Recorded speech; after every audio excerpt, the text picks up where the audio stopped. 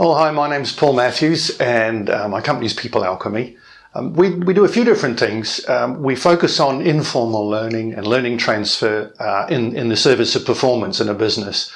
So we look at the strategic way that people can change and operate with their L&D to make things different and get improvement. One thing I like to say is I help people translate their reality for L&D in terms of helping them look at things differently and do things differently. Okay, informal, well, there's a really glib answer, is that it's anything that's not formal. And by formal learning, we tend to mean learning that's scheduled, planned. The obvious case is a training course, something like an e-learning that you are mandating that people go and do. And then in less obvious cases, it's things like action learning sets or anything that's really scheduled, planned, and in some way mandated. Now, it could be stuff that someone just wants to do on their own, that they go to a conference, and that could be considered formal because they've made the decision to go to that conference. But when you think about informal learning, actually one of the phrases I use for it is a side effect of life. We are, as a species, a learning species. We would have been consigned to the evolutionary dustbin some long time ago if we didn't just learn by doing things, if we didn't learn on the fly, if we didn't learn from watching others around us. And that style of learning, social learning, for example, watching how a family member used to tie the piece of axe head to a shaft around the campfire 10,000 years ago, that was informal learning, the stories that were told around the campfire. So, and we know it from our own experience. I mean, whoever taught you how to run a household? And yet you probably do. Or you know someone who does. How did they learn how to do it? So we absorb and we learn as we go through life all the time.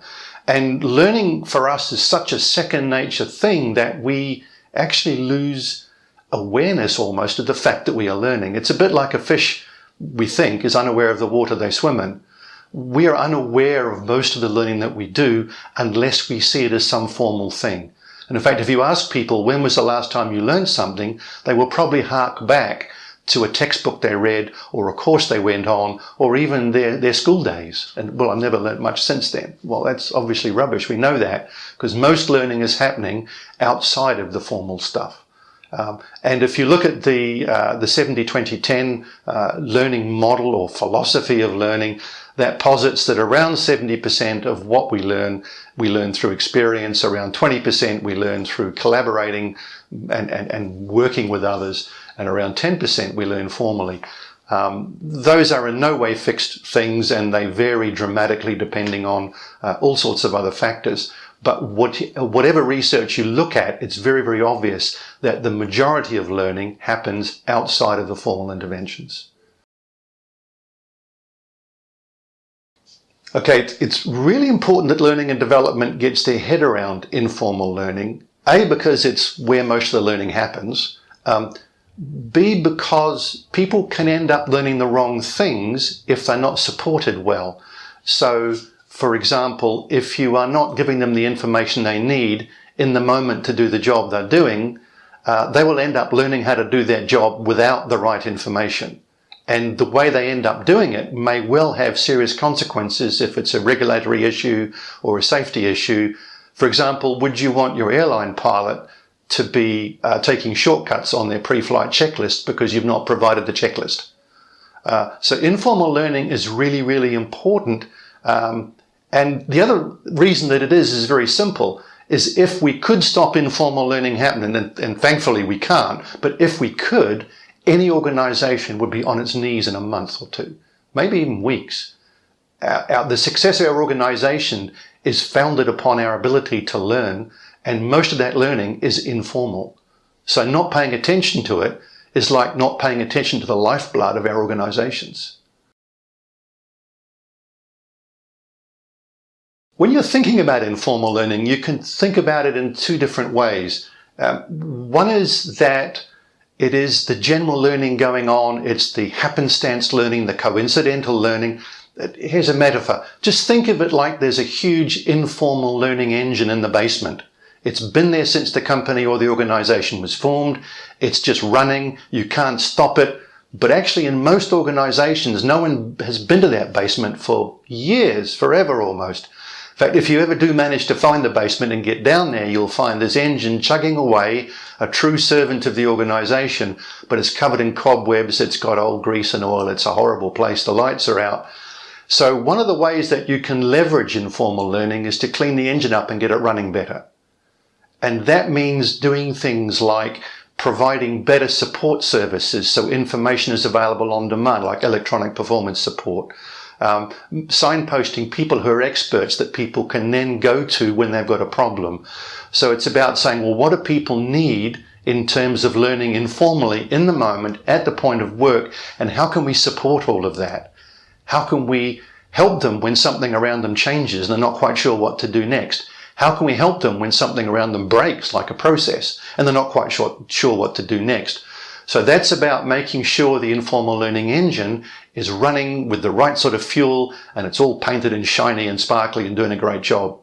Now, the second form of informal learning that you can then harness from L&D is you can take the power of that informal learning engine, because trust me, it's really powerful. That's the most important way that people learn, is learning by doing. Is what we can do is saying we've got a very specific learning outcome. How can we harness the power of the engine for that specific learning outcome? And this is where you've got to get careful, because if you try and harness it too tightly, you'll end up destroying the informality that actually makes it powerful. So it's that old conundrum of how do you manage formally something that is powerful because it's informal. One metaphor I use often is, if you cup a butterfly in your hands, if you hold it too tight, it's not great news for the butterfly. If you hold it too loose, the butterfly escapes. How tightly do you hold your butterfly? So how tightly do you hold your informal learning? How can you leverage that huge engine? And there are ways to do that. And some of the processes that we've worked with companies can help you do that. So when I talk to people about informal learning, one of the questions I get asked, well, how do we do it? But also I come across people who are, quote unquote, doing it, but kind of getting it wrong. They've missed the point. One of the things they do is they head off into 70-20-10 philosophy land, and what they do is start delivering their formal training across different channels, thinking that a blend of learning that caters for experience and social and so on is going to then start, quote unquote, doing informal learning. And one of the things they sometimes say to me is, well, we have to start doing informal learning. I think, well, no, but it's already going on already. The 70-20-10 model and other research around that shows that's what's happening. The question is, how can we leverage that in terms of what's already happening rather than how can we start it? So that's a way of mismanaging it, is thinking that you have to do it. Another thing that happens is they then take their formal curriculum, deliver it through these different channels, and really all they've got is a rather upmarket thing called blended learning, which we used to do years ago. So nothing in effect has really changed. What some commentators in the field, Charles Jennings calls it, for example, is 10 plus. So it's still formal. What you'll find is most things that people learn informally are the things that you cannot learn in a formal curriculum. Think about, I don't know, a negotiation model, for example. Until you go and use that in practice and look at the whites of somebody's eyes over a table, you then learn about how that model works for you, how you and your personality can make best use of it, and so on. But until you have that experience, you really can't do much with it. So to a certain extent, you can do that with simulations and role plays, but ultimately you will only ever learn it in the saddle, as it were. So that's the mistakes that people often make about informal learning, is misunderstanding where it's happening and the fact that they have to kind of do it. What you really got to think about is, how can we steer it? How can we harness it?